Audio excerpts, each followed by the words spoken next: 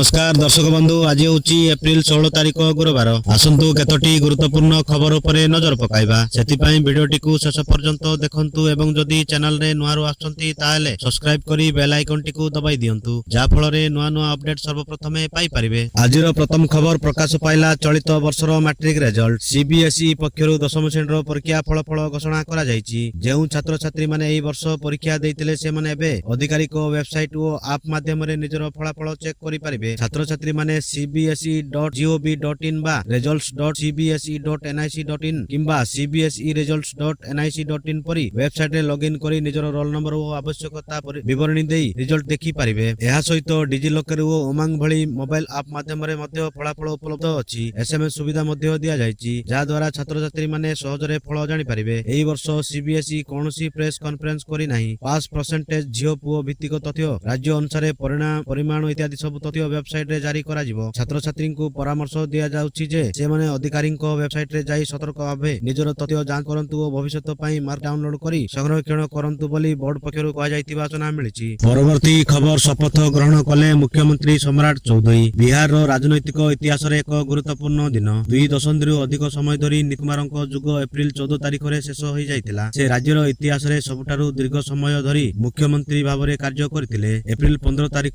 सम्राट जुगर आरंभ। बिहार रे प्रथम थर पई जणे बीजेपी मुख्यमंत्री निर्वाचित होइछंती। 47 वर्षर दीर्घ प्रतीक्षा परे एही दिन आसीछि। सम्राट चौधरी बिहार रो नूतन मुख्यमंत्री भाबे शपथ ग्रहण करिसंती। सम्राट चौधरी बिहार रो 24तम मुख्यमंत्री। परवर्ती खबर साधारण लोकंक हस उड़ै देला भली रिपोर्ट। 3-4 वर्ष जाय मिलिबनी गैस की पेट्रोल। मध्यप्राच्य रे उत्तेजना जोगु भारत सहित विश्वर अन्यान्य देश एबे गैस अभावर सम्मुखीन होउछि, किंतु वर्तमान प्रकाश पाइथिबा एक रिपोर्ट समस्तक निद हजेई देबो। रिपोर्ट रे विशेष करी भारत संपर्क रे उल्लेख रहिछि। रिपोर्ट रे कुआ जायछि जे देश को आगामी 3-4 वर्ष पर्यंत एही चैलेंज सम्मुखीन हेबाकू पड़ी पारे। गणमाध्यम रिपोर्ट रे जणे वरिष्ठ अधिकारी कहिसंती जे विश्व एलपीजी जोगाण श्रृंखल रे बाधा समाधान पई 3-4 वर्ष समय लागि पारे, कारण यह स्पष्ट नुहे जे उत्पादन केवल अस्थायी भाबरे बंद होइछि कि स्थायी क्षति होइछि। भारत एहार एलपीजी जोगाण पई पश्चिम एशिया उपरे निर्भर करे। अमेरिका एवं इस्राएल सामरिक कार्यानुष्ठान प्रतिशोध स्वरूप ईरान आंचलिक शक्ति भित्तिभूमि उपरे आक्रमण आरंभ कला एवं हरमुज प्रणाली को अवरोध कला, जहा भारतर एलपीजी जोगाण को गुरुतर भाबरे प्रभावित करुछि। मनी कंट्रोल रो एक रिपोर्ट रो नाम गोपन रखिबा सते अधिकारी उल्लेख करिसंती जे जोगाणकारी ठारू प्राप्त सूचना आधार रे जोगाण पुनः आरंभ करिबारे अति कम रे 3 वर्ष समय लागि पारे एवं संभाव्य भाबरे आहुरी अधिक समय लागि पारे। अधिकारी भारतर आमदानी सहित जड़ित वर्धित मूल्य चाप मध्ये आलोकपात करथिबा सूचना मिलिछि। परवर्ती खबर राज्यसभा डेप्यूटी चेयरमैन निर्वाचन। एप्रिल 17 रे पड़िबो भोट। राज्यसभार उपाध्यक्ष डेप्यूटी चेयरमैन पद पई आसंता एप्रिल 17 तारिख रे निर्वाचन अनुष्ठित हबो। शासक एनडीए पक्षरु हरिवंशंकु पुणी थरे एही गुरुत्वपूर्ण पदरे निर्वाचित करिबा पई प्रयास करा जाउछि। गत एप्रिल 9 तारिख रे तांकर कार्यकाल शेष होबा परे एही पदटी खाली पड़िथिला। राज्यसभार कार्य परिचालन नियम 7 अनुसार एही निर्वाचन एप्रिल 17, 2026 सकाळ 11 रे गृह रे कार्यसूची आरंभ हेबा मात्रे अनुष्ठित हबो। जदि हरिवंश एही निर्वाचन जितंती तेबे से उपाध्यक्ष हेबार देशर प्रथम मनोनीत सांसद हेबे। सूत्र अनुसार बीजेपी हरिवंशंकु पुणी थरे जिताइबा पई प्रक्रिया आरंभ करि दैछि बोली खबर मिलिछि। परवर्ती खबर दिन रे गरम संध्या रे वर्षा। आसंता 6 दिन जाय राज्य रे एभली पाग जारी। दिन रे गरम संध्या रे वर्षा आसंता 6 दिन पर्यंत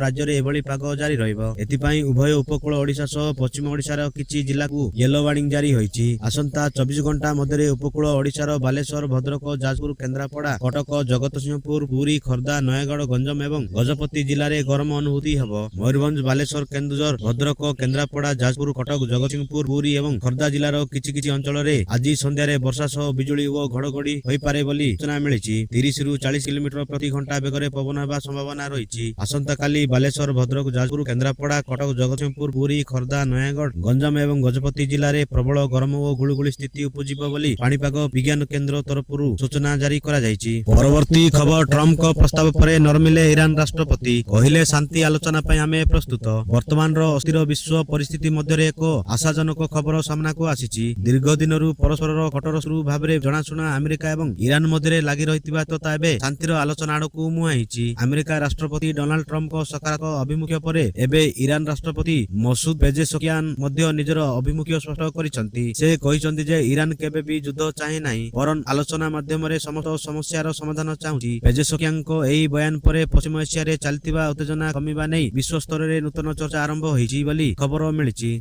ପରବର୍ତ୍ତୀ ଖବର କେନ୍ଦ୍ରର ଚିଠା ବିଲ୍ ପ୍ରସ୍ତୁତ ବଢିପାରେ ଲୋକସଭା ଆସନ ସଂଖ୍ୟା ବର୍ତ୍ତମାନ ଲୋକସଭା ଆସନ ସଂଖ୍ୟା 543 ରହିଛି। ଏହି ସଂଖ୍ୟା 850 କୁ ବୃଦ୍ଧି ପାଇବ। ଏଥିପାଇଁ କେନ୍ଦ୍ର ସରକାର ପ୍ରସ୍ତାବ ଦେଇଛନ୍ତି। ସରକାର ଏଥିଲାଗି ସମ୍ବିଧାନ 131ତମ ସଂଶୋଧନ ବିଲ୍ ସୀମା ପୁନଃ ନିର୍ଦ୍ଧାରଣ ବିଲ୍ ଏବଂ କେନ୍ଦ୍ର ଶାସିତ ଆଇନ ବିଲ୍ 2026 ଆଡ଼େ ଆଣିବେ। ସୂତ୍ର ଅନୁସାରେ ସରକାରଙ୍କ ପକ୍ଷରୁ ସମସ୍ତ ସାଂସଦଙ୍କ ନିକଟକୁ ଚିଠା ବିଲ୍ ପଠାଯାଇଛି। ପ୍ରସ୍ତାବିତ ମୋଟ 850 ଆସନ ମଧ୍ୟରୁ 815ଟି ରାଜ୍ୟକୁ ମିଳିବ। ବାକି 35ଟି କେନ୍ଦ୍ର ଶାସିତ ଅଞ୍ଚଳ ଗୁଡ଼ିକୁ ପ୍ରଦାନ କରାଯିବ। ଏହି ପ୍ରସଙ୍ଗରେ ଆଲୋଚନା ପାଇଁ ଆସନ୍ତା 16ରୁ 18 ତାରିଖ ପର୍ଯ୍ୟନ୍ତ ସଂସଦର 3 ଦିନିଆ ଅଧିବେଶନ ଡକାଯାଇଛି। ଏଥିରେ ନାରୀ ଶକ୍ତି ବନ୍ଧନ ଅଧିନିୟମ 2023ରେ ସଂଶୋଧନ ଏବଂ ପ୍ରସ୍ତାବିତ ସୀମା ପୁନଃ ନିର୍ଦ୍ଧାରଣ ବିଲ୍ ଉପରେ ଚର୍ଚ୍ଚା ହେବ ବୋଲି ସୂଚନା ମିଳିଛି। ପରବର୍ତ୍ତୀ ଖବର ତେଲ ଦରରେ ନିଆଁ ନିର୍ବାଚନ ସରିବା ମାତ୍ରେ ଆକାଶଛୁଆଁ ହୋଇପାରେ ପେଟ୍ରୋଲ ଡିଜେଲ ଦର ଅଶୋଧିତ ତୈଳ ଦରରେ ବୃଦ୍ଧି ଯୋଗୁଁ ଆଗକୁ ପେଟ୍ରୋଲ ଏବଂ ଡିଜେଲ ମହଙ୍ଗା ହୋଇପାରେ। ଲିଟର ପିଛା ପେଟ୍ରୋଲ ଦରରେ 18 ଟଙ୍କା ଏବଂ ଡିଜେଲ ଦରରେ 35 ଟଙ୍କା ବୃଦ୍ଧି ଘଟିପାରେ। ବିଦେଶୀ ବ୍ରୋକରେଜ ସଂସ୍ଥା ମେକେୟରିୟ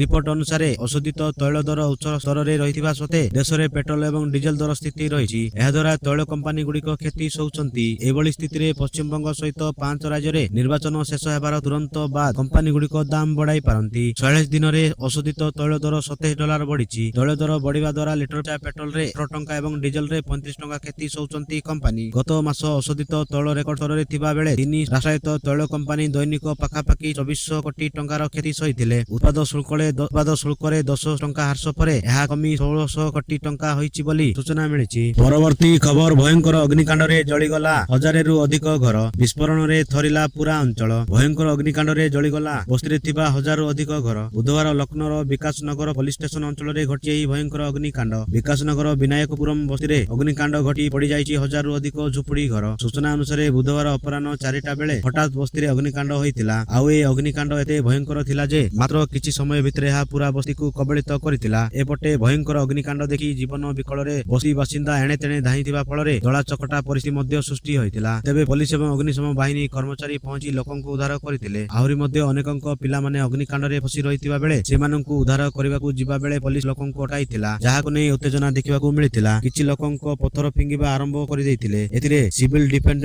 ପୋଷ୍ଟ ୱାର୍ଡନର ରିଷି ଶ୍ରୀବାସ୍ତବଙ୍କ ମୁଣ୍ଡ ଫାଟିଛି। ଆହୁରି ଅନେକ ଲୋକ ଆହତ ମଧ୍ୟ ହୋଇଛନ୍ତି ବୋଲି ଖବର ମିଳିଛି। ପରବର୍ତ୍ତୀ ଖବର ଆରସିବିର ଐତିହାସିକ ବିଜୟ ପ୍ରଥମ ଥର ପାଇଁ ଘରୋଇ ମଇଦାନରେ ଲକ୍ଷ୍ନୌକୁ କଲା ପରାସ୍ତ। ଭାରତୀୟ ପ୍ରିମିୟର ଲିଗର ଏକ ରୋମାଞ୍ଚକ ମୁକାବିଲାରେ ରୟାଲ ଚ୍ୟାଲେଞ୍ଜର୍ସ ବାଙ୍ଗାଲୋର ନିଜର ଘରୋଇ ଗ୍ରାଉଣ୍ଡ MA ଚିନ୍ନାସ୍ୱାମୀ ଷ୍ଟାଡିୟମରେ ଲକ୍ଷ୍ନୌ ସୁପର ଜାଏଣ୍ଟକୁ ପରାସ୍ତ କରିଛି। ବୋଲରଙ୍କ ଶାଣିତ ବୋଲିଂ ପରେ ବ୍ୟାଟରଙ୍କ ବିସ୍ଫୋରକ ପ୍ରଦର୍ଶନ ବଳରେ ଆରସିବି ଏହି ମ୍ୟାଚକୁ 5 ୱିକେଟରେ ଜିତି ନେଇଛି। ଏହି ବିଜୟ ସହ ଆରସିବି ପ୍ରଥମ ଥର ପାଇଁ ନିଜ ଘରୋଇ ମଇଦାନରେ ଲକ୍ଷ୍ନୌକୁ ହରାଇବାରେ ସଫଳ ହୋଇଛି। ଟସ୍ ଜିତି ପ୍ରଥମେ ବୋଲିଂ କରିବାକୁ ନିଷ୍ପତ୍ତି ନେଇଥିଲେ ଆରସିବି ଅଧିନାୟକ ରଜତ ପାଟିଦାର। ଆରମ୍ଭରୁ ହିଁ ଲକ୍ଷ୍ନୌ ବ୍ୟାଟରମାନେ ସଂଘର୍ଷ କରୁଥିବା ଦେଖିବାକୁ ମିଳିଥିଲା। ଏଡେନ ମାତ୍ର 12 ରନ୍ କରି ଆଉଟ୍ ହୋଇଥିବା ବେଳେ ଅଧିନାୟକ ଋଷଭ ପନ୍ତ ଆହତ କାରଣରୁ କିଛି ସମୟ ପାଇଁ ପଡ଼ିଆ ବାହାରକୁ ଯାଇଥିଲେ। ପରେ ସେ ଫେରିଥିଲେ ମଧ୍ୟ ମାତ୍ର 1 ରନ୍ କରି ଆଉଟ୍ ହୋଇଯାଇଥିଲେ। ଲକ୍ଷ୍ନୌ ପକ୍ଷରୁ ଆୟୁଷ ବଦନି 38 ଏବଂ ମୁକୁଲ ଚୌଧୁରୀ 39 ଲଢୁଆ ବ୍ୟାଟିଂ କରି ଦଳୀୟ ସ୍କୋରକୁ 146 ପର୍ଯ୍ୟନ୍ତ ନେଇଥିଲେ। ଆରସିବି ପକ୍ଷରୁ ରସିଦ ଦାର ସର୍ବାଧିକ 4ଟି ୱିକେଟ ନେଇଥିବା ବେଳେ ଭୁବନେଶ୍ୱର କୁମାର 3ଟି ଓ କୁନାଲ ପାଣ୍ଡ୍ୟା 2ଟି ୱିକେଟ ହାସଲ କରିଥିଲେ। ଆଜିର ଖବରଟିକୁ ଏଇଠି ରଖୁଛି। ପୁଣି ନେଇ ଆସିବି ଲେଟେଷ୍ଟ ଅପଡେଟ। ସେ ପର୍ଯ୍ୟନ୍ତ ବିଦାୟ ନେଉଛି।